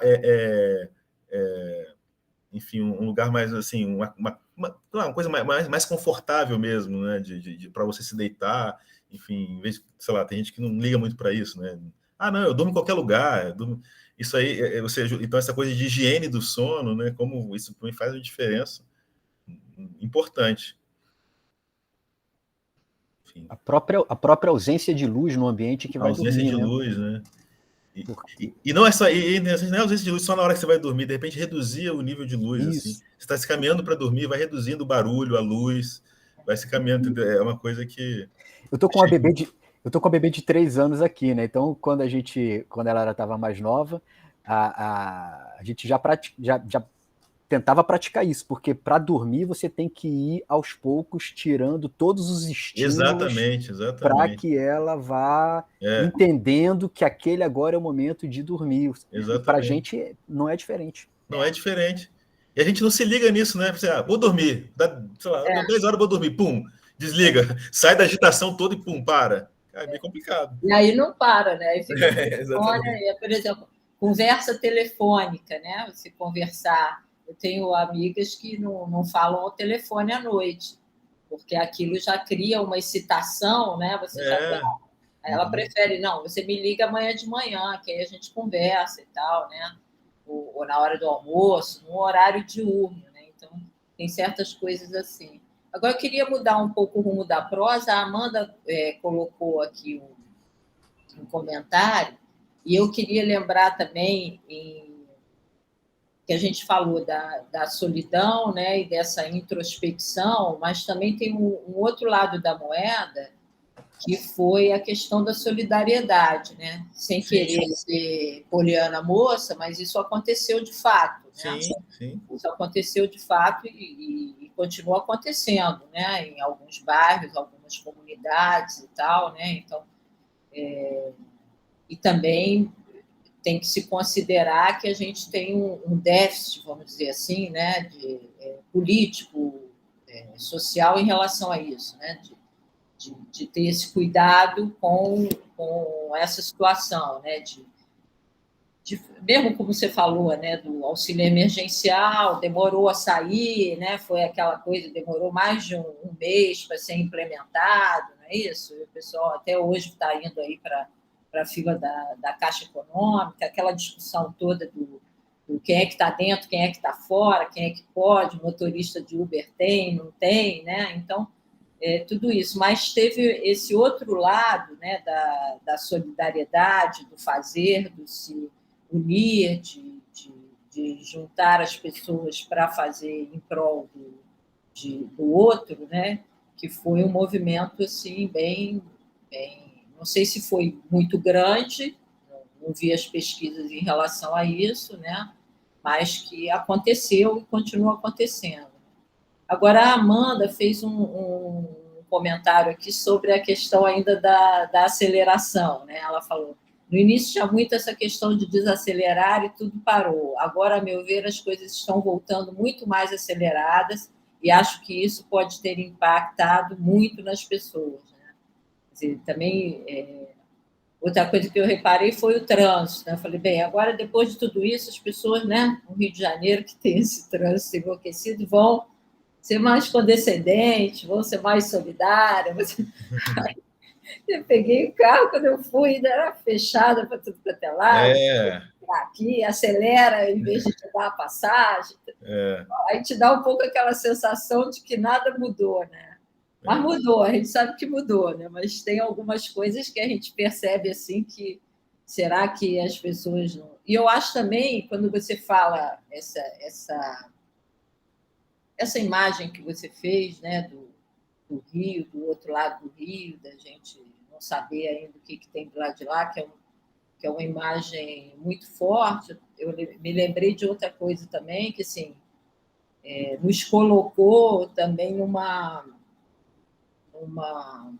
impossibilidade, né, ou não é impossibilidade, mas mostrou para a gente que a questão dos projetos, que é uma questão muito, muito forte, eu acho, né, para o ser humano, né, como ser humano, a gente quer estar sempre realizando alguma coisa, projetando, planejando, né, vamos fazer isso, tá, até individualmente, familiarmente, não é isso?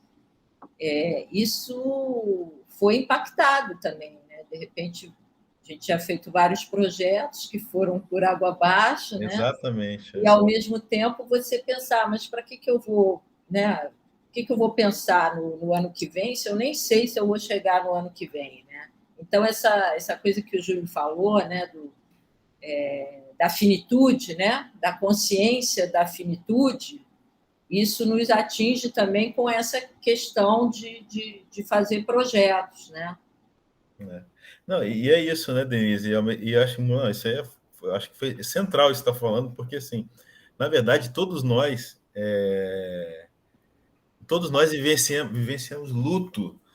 Um luto, assim, além do luto das pessoas que cada um perdeu mais próximo ou menos próximo, mas vivemos um luto, assim, cara, todo mundo tinha algum projeto, alguma coisa que, cara, simplesmente não aconteceu. Tipo assim, porque lá no início de 2020, todo mundo esperava fazer algo, né? De uma determinada forma, pelo menos. E, cara, é isso, né? Então você tem que. Eu acho que muita gente vivenciou um certo luto de um projeto, né? E teve que se reconstruir de alguma forma, né? Então é isso, caramba, olha, aquilo que eu queria ou não se realizou da forma como eu gostaria. E o pior, a gente ficamos assim, quase 2 anos sem saber quando isso iria acabar. É isso que você está falando, né? Não, e até para fazer um novo projeto, como? Se você não sabe o que vai estar lá no... Então, assim, a gente vê um certo luto mesmo, essa é a palavra, é um luto de quem e o que gostaríamos de ser ou de fazer naqueles 1 ano e meio, 2 anos, assim. Então, assim, cara, eu tenho que fazer outra coisa que eu não sei o que é, né? Então, assim, para a gente se desfazer algumas... Enfim, tiveram pessoas, assim, aí tem milhares de histórias, né? Teve gente que, cara, enfim, teve gente que saiu de emprego, planejou sair de emprego, e saiu e para fazer outra coisa, e pum, e agora? Teve gente que planejou uma viagem, né? Uma viagem longa, e não pôde viajar, e sei lá, e casamentos e filhos e tudo, né? Gente, isso é uma mudança realmente, né? Em termos de projeto, né? E é luto mesmo, né? Você teve que fazer um luto disso para tentar fazer outra coisa. Exatamente. Outra coisa que me veio à cabeça também, Marcelo, que aí eu queria te escutar um pouco, sobre esse... Tem 2 comentários, tem um comentário aqui do Gabriel que ele falou, nos mostrou que o que realmente somos diante do universo e como somos vulneráveis e frágeis, nos retirou do pedestal enquanto espécie. Eu acho que é bem isso mesmo. Mas outra coisa que eu queria que você falasse um pouco, assim, e as pessoas e esse fenômeno que a gente está assistindo agora dos países que têm vacina e as pessoas não querem se vacinar, esse negacionismo aí. Cara, isso aí, olha... Como é que você vê isso aí? Cara, olha, eu acho que eu não tenho maturidade para lidar com isso. Não sabe por quê? Porque eu falo, é engraçado você estar perguntando isso, porque eu tenho uma amiga, uma amigona minha, brasileira, que casou com um francês e está morando na França já há uns 4 anos. E cara, ela é de esquerda, ecológica, né? Movimento ecológico.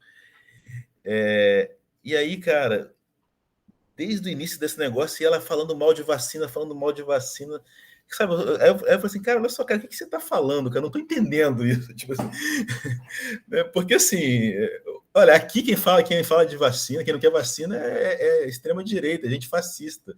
Você não é isso, não estou entendendo. Mas assim, eu vi que isso não era ela, era um movimento lá na França enorme, né, de gente que é contra a vacina. E aí tem todo um discurso de... e eu vou falar que eu não entendi direito, para falar a verdade, né? Mas então, é uma coisa assim, um certo complô das corporações. Aí tem essa coisa, não, isso é um complô das corporações, da indústria farmacêutica e não sei o quê. E aí da nossa liberdade também, aí isso é meio complicado também, a nossa liberdade também a gente tem liberdade para morrer, né? Tomar vacina e morrer de Covid. Fizeram uma passeata lá quando o Macron começou a exigir passaporte. E não era gente de direita, isso que é interessante, não era gente de extrema-direita, a gente é isso. Eco-socialista, não sei o quê. Para falar a verdade, é isso. Acho que eu não tenho muita maturidade, porque, assim, cara, eu não quero nem entender, sabe? Eu só tipo... A gente quer botar o braço ali. Então é uma coisa assim que assim, digamos assim, eu até meio que parei de conversar tipo assim, sobre esse assunto, porque me dava uma certa... Mas na verdade, assim, eu não entendo exatamente, né? Mas o que eu vi mais ou menos era isso, né? Uma certa meio uma coisa anticorporação, indústria farmacêutica, não sei o quê, enfim. Mas eu estou falando de orelhada, né? Nem sei bem. Tem outro lado também que eu fico pensando, né? Que por um lado as pessoas falavam que era uma coisa assim meio ardilosa das farmacêuticas estarem lançando nova vacina porque querem ganhar dinheiro. Imagina quantos milhões de dinheiro que ganharam e que bom que tinham capacidade produtiva para fazer face a isso em um ano, né? Que fizeram fácil. A Inglaterra começou a vacinar em dezembro, né? Foi menos de um ano, né? Pois é. Um pouco menos de um ano, vamos dizer assim, uma margem pequena, mas um ano, vamos dizer. Né? Então, exato. Bom, para quebrar um pouco essa argumentação das farmacêuticas, claro que também vai ganhar um pouco vai ganhar também, mas a gente tem um exemplo de Cuba agora que fez 2 vacinas e já vacinou praticamente 100% da população adulta. Então, pois é. É claro que depois vai vender sua vacina, etc. Mas no seu local, ali, né, na ilha, eles não têm o interesse capitalista e vou ganhar mundo e tal, né? Não, mas é aquela história, né? Tudo bem, mas assim, no capitalismo vão ganhar também, né? Mas, cara, mas e aí? Tipo. Não faz sentido. Olha, essa história de vacina, assim, existe um movimento anti-vacina, como você falou, tá ligado a um pessoal ecossocialista, grupos mais assim naturalistas, assim, mas no final das contas, assim, a gente não sabe qual é o fundamento, porque no final das contas tudo é uma grande ideologia, né? Se de que lado for, assim, eu entendo o conceito de ideologia como a desculpa é o bode na sala. Para mim, ideologia é o bode na sala. Então, assim, é aquilo que a gente chama atenção para um interesse. Então, como a gente não sabe efetivamente qual que é o interesse desses movimentos, né, que fazem com que as pessoas tenham esse tipo de comportamento, esse tipo de escolha, fica difícil até, como você falou, de avaliar. Às vezes, mas, assim, eu vi um vídeo há pouco tempo que a gente tinha erradicado a poliomielite no Brasil, né? E a gente voltou a ter alguns casos aí. E aí tem um vídeo muito interessante, não sei se vocês viram, que tem uma pessoa que está fazendo uma entrevista, né, sobre vacina, e a pessoa fala que não vai dar vacina no filho, etc e tal, porque é contra a vacina, etc e tal. Aí depois o entrevistador não levanta, na realidade, ele, se eu não me engano, ele está com cadeira de roda, enfim, e ele mostra que ele foi vítima da polio quando era criança, né, e disse, eu não tomei vacina, entendeu? Eu não tomei vacina e fiquei assim. Então é um vídeo muito chocante. Então, assim, pô, não dá mais para discutir no século XXI ou será que dá, né? Assim, a princípio não dá para discutir a importância da vacina para a saúde coletiva, para a saúde da humanidade, enfim, quantas e quantas doenças deixamos de ter. Por exemplo, né? O sarampo, né? O sarampo a gente também já estava com 0 casos de sarampo, bastou cair um pouco a taxa, né, de cobertura da vacinação de sarampo, a gente passou a ter casos graves de sarampo novamente aqui na República Federativa do Brasil, em especial na cidade de São Sebastião do Rio de Janeiro, pô, que é uma metrópole. Então, e as evidências, né, científicas têm mostrado nos países que avançam na vacinação, por outro lado, a redução, né, na curva de internações, a redução na curva de mortes, etc. e tal. Então, realmente é uma discussão que, como você falou, Marcelo, é difícil de você sentar numa mesa e começar a conversar, porque não faz o menor sentido, cara. Assim, do que você está falando, cara? Pelo amor de Deus, né? Eu acho que a gente pode caminhar para o final, né, Denise? Eu acho, sim. Agradecer muitíssimo ao Marcelo pela contribuição. Espera aí que a Amanda escreveu muita coisa aqui. Muito boa a observação da Amanda. É engraçado pensar que um tempo atrás as pessoas diziam de graça tem injeção na testa. E hoje, em uma situação de crise, as pessoas vêm questionando a eficácia das vacinas. Exatamente, né? E tem outra coisa também, ainda bem que a gente estava num ponto assim de desenvolvimento, né, da pesquisa, da ciência, da própria indústria farmacêutica, né, de conseguir achar alternativas e opções em tão pouco tempo, né? Todos os pesquisadores aí falaram isso, né? Realmente foi um tempo recorde, né, para a gente conseguir as várias vacinas, as diferentes opções, com tecnologias muito diferentes, né, uma das outras, né? Sim, eu me lembro no início um dado que eu achava assim chocante, que no início parece que a última vacina de massa, que foi antes da Covid, levou 8 anos a ser produzida. Aí eu falei assim, gente, cara, levou 8 anos, quanto tempo vai levar essa... A gente que gosta de pensar, né, na engenharia, desenvolvimento de tempo de produto, compactação, né? A Toyota, quando foi lá e compactou o tempo de produção, né, do automóvel, deu aquela pancada na Ford, né? Agora a gente está conseguindo compactar muito mais, né? Uhum. Nesse momento, a compactação do tempo é essencial, né?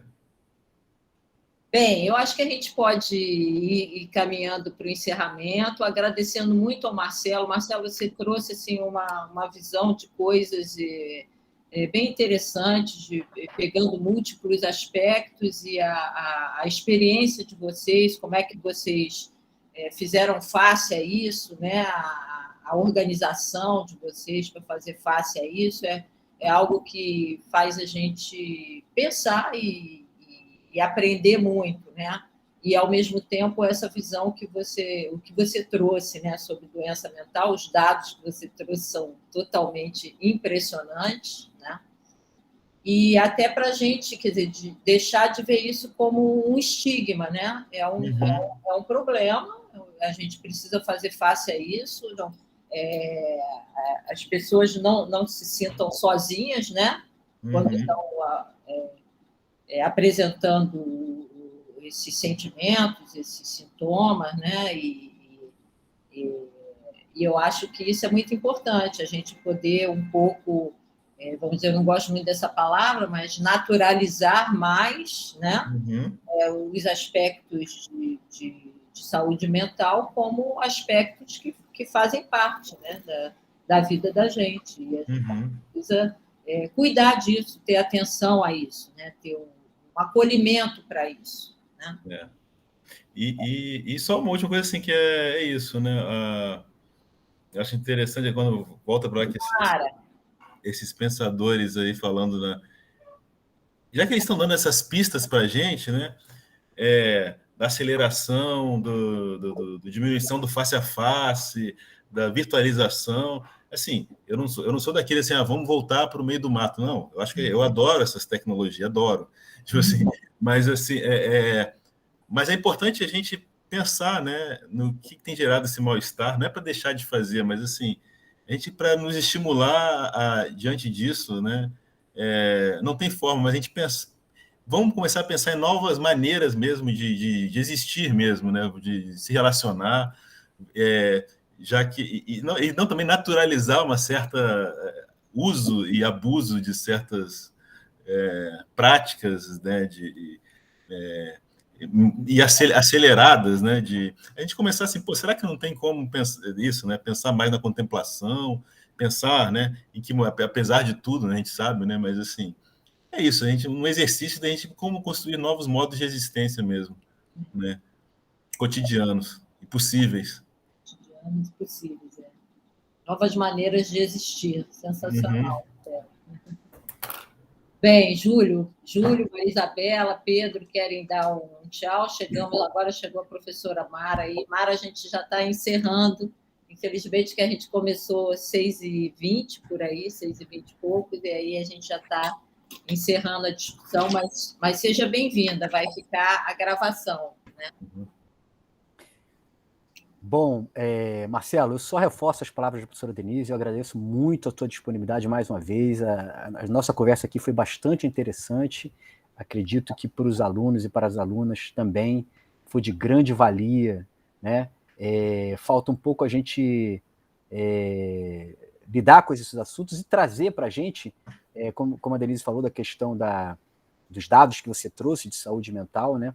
Meu filho está se formando agora em medicina, ele fala assim para mim, pai, se você encontrar alguém que nessa pandemia não foi afetado do ponto de vista emocional, tome cuidado com essa pessoa. Porque, concordo plenamente. Não é?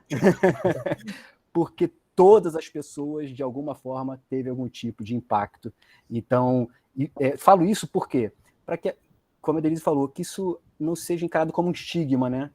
Poxa, eu estou passando... Não, olha, você e... Vamos lá, e a torcida do Flamengo, tá? Então, isso não é para, de alguma forma, amenizar o sentimento, mas saber que nós somos humanos, né? E passamos por isso, e aí vamos encontrar novos caminhos, novas possibilidades, como você mesmo acabou colocando aqui, e o Caio ressaltou bem, né? Novas maneiras de existir, né?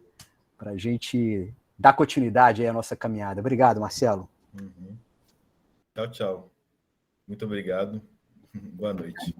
Tchau, Marcelo. Obrigada. Tchau, muito obrigada pela presença. Obrigado, Marcelo. Obrigado, Denise. Obrigado, Júlio. Obrigado a todos. Tchau. Obrigada. Boa noite. Pessoal, até a próxima. Tchau, obrigada pela presença aí de vocês.